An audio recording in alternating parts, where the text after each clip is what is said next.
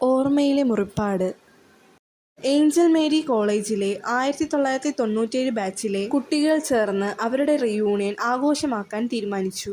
ആ ബാച്ചിലെ 5 അംഗ സംഘത്തിന്റെ തലവനും അന്നത്തെ കോളേജ് യൂണിയൻ സെക്രട്ടറിയുമായ ദീപു ആണ് റീയൂണിയൻ പരിപാടികൾക്കെല്ലാം മേൽനോട്ടം വഹിച്ചത്. ആര്യ, കീർത്തി, ആനി, ദീപു, ജോഷി എന്നിവരായിരുന്നു ആ 5 അംഗ സംഘം. ദീപു ഇപ്പോൾ അതേ കോളേജിൽ തന്നെ ഗസ്റ്റ് ലെക്ചററായി തുടരുകയാണ്. കീർത്തി ഇപ്പോൾ ലണ്ടനിൽ വർക്ക് ചെയ്യുകയാണ്.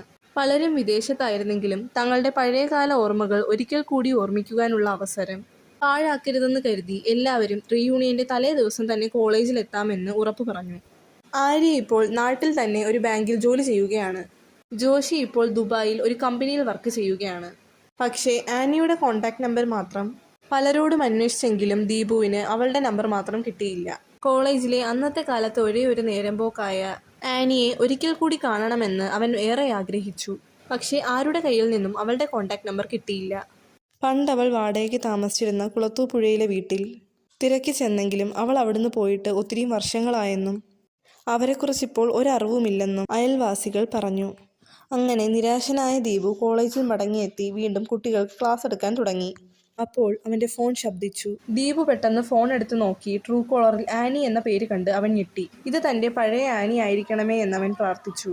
അപ്പോൾ മറുതലയ്ക്കൽ നിന്നും ഞാൻ ആനിയാണെന്നും റീയൂണിയന് എനിക്ക് കോളേജിൽ എത്തിച്ചേരാൻ കഴിയില്ലെന്നും പണ്ട് നമ്മൾ ടൂറിന് പോയ തേക്കടിയിലെ ആ പഴയ റിസോർട്ടിൽ എത്താമെന്നും നീ അത് എല്ലാവരോടുമായി പറഞ്ഞ് സമ്മതിപ്പിക്കണമെന്നും ആനി പറഞ്ഞു. അവൻ അത് എല്ലാവരോടും പറയാമെന്ന് അവൾക്ക് ഉറപ്പ് നൽകി. അന്ന് രാത്രി ദീപു ഉറങ്ങാൻ കിടന്നപ്പോൾ തൻ്റെ നമ്പർ അവൾക്ക് എവിടുന്ന് കിട്ടിയെന്നും ഈ റീയൂണിയന്റെ കാര്യം അവൾ എവിടുന്ന് അറിഞ്ഞു എന്നും ഓർത്തവൻ അത്ഭുതപ്പെട്ടു. അപ്പോൾ തന്നെ വീണ്ടും അവൻ്റെ ഫോൺ ശബ്ദിച്ചു. അവൻ ഫോൺ എടുത്തു നോക്കിയപ്പോൾ അത് ആനിയായിരുന്നു. നിന്റെ നമ്പർ എനിക്ക് എവിടുന്ന് കിട്ടിയെന്നോർത്ത് നീ ടെൻഷൻ ആവണ്ട, എല്ലാം ഞാൻ നേരിൽ കാണുമ്പോൾ നിന്നോട് പറയാം എന്ന് പറഞ്ഞ് അവൾ വീണ്ടും ഫോൺ വെച്ചു. പിറ്റേന്ന് രാവിലെ കോളേജിൽ ചെന്നപ്പോൾ ദീപുവിന് ആര്യയുടെ കോൾ വന്നു. ഞാൻ ഇന്നലെ അമ്മയും കൊണ്ട് ഹോസ്പിറ്റലിൽ പോയപ്പോൾ നമ്മുടെ ആനിയെ കണ്ടെന്നും അവൾ നമ്മുടെ റീയൂണിയന്റെ കാര്യങ്ങളൊന്നും ഇതുവരെ അറിഞ്ഞിട്ടില്ലെന്നും പിന്നെ നീ എന്തിനാണ് ഞങ്ങളോട് അവൾക്ക് തേക്കടിയിലെ റിസോർട്ടിൽ വരാനാണ് താല്പര്യമെന്ന് കള്ളം പറഞ്ഞതെന്ന് ആര്യ അവനോടായി ചോദിച്ചു. ഇതെല്ലാം കേട്ട ദീപുവിന് അവളോട് എന്തു പറയണമെന്നറിയാത്ത അവസ്ഥയായി.